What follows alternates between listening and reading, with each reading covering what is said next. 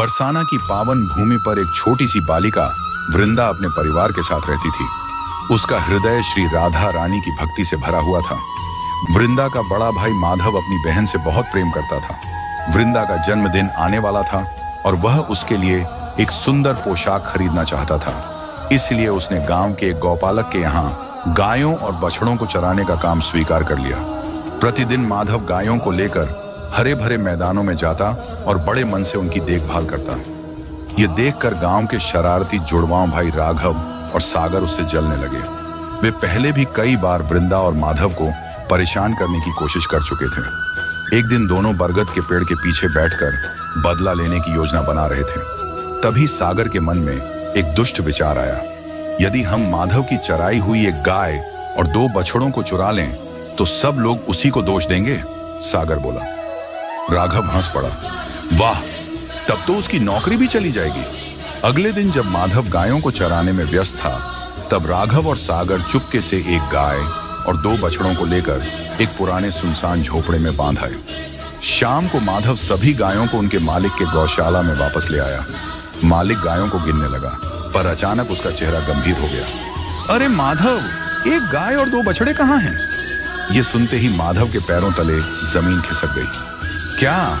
लेकिन मैंने तो सभी को साथ ही रखा था, वह घबरा कर बोला। माधव तुरंत उन्हें ढूंढने निकल पड़ा।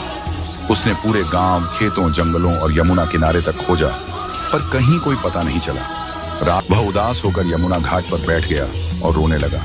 मैं उन गायों को कैसे ढूंढूंगा? मैं वृंदा के लिए जन्मदिन का उपहार भी नहीं खरीद पाऊंगा, वह सोचने लगा।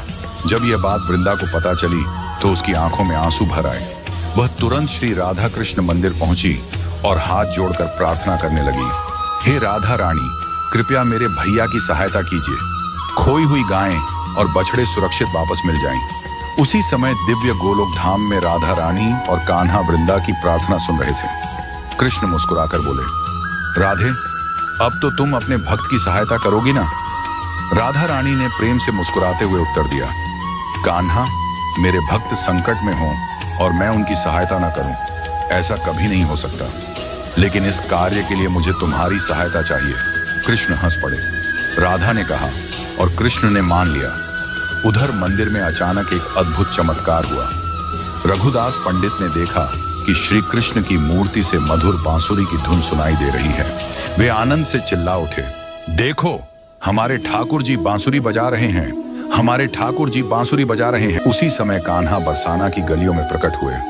उनके हाथ में बांसुरी थी और उसकी मधुर धुन पूरे गांव में फैल रही थी। जहां जहां कान्हा जाते, वहां की गायें और बछड़े आनंद से उनके पीछे चल पड़ते। दूसरी ओर उस पुराने झोपड़े में बंधी गाय और दोनों बछड़े भी वह दिव्य धुन सुन रहे थे। वे रस्सियां तोड़ने का प्रयास करने लगे। राघव और सागर घबरा गए। अरे, इन्हें रोको, राघव चिल्लाया।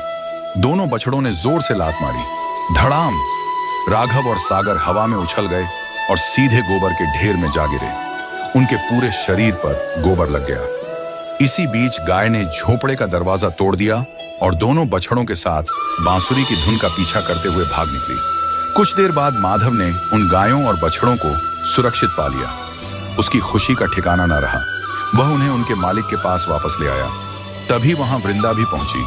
उसने देखा कि एक विशाल वृक्ष के नीचे कान्हा खड़े होकर बांसुरी बजा रहे हैं और सभी गायें तथा बछड़े आनंद पूर्वक संगीत सुन रहे हैं। वृंदा ने श्रद्धा से हाथ जोड़ ली। उसी क्षण कान्हा के पास स्वर्णिम प्रकाश प्रकट हुआ और उसमें से राधा रानी प्रकट हुई। राधा रानी ने मुस्कुराकर कहा, वृंदा, इन गायों को राघव और सागर ने चुराया था। वे माधव से बदला लेना चाहते थे। तभी गायों का मालिक बोला, रुको, इन गायों के गले में जो रस्सियां हैं, ये मेरी नहीं हैं। इसका मतलब किसी ने इन्हें सचमुच चुराया था। यह सुनकर महाराज दमनाथ क्रोधित हो उठे। यह बहुत बड़ा अपराध है। उन्होंने तुरंत आदेश दिया, सेनापति वीर सिंह, गाय चोरों को तुरंत पकड़ो।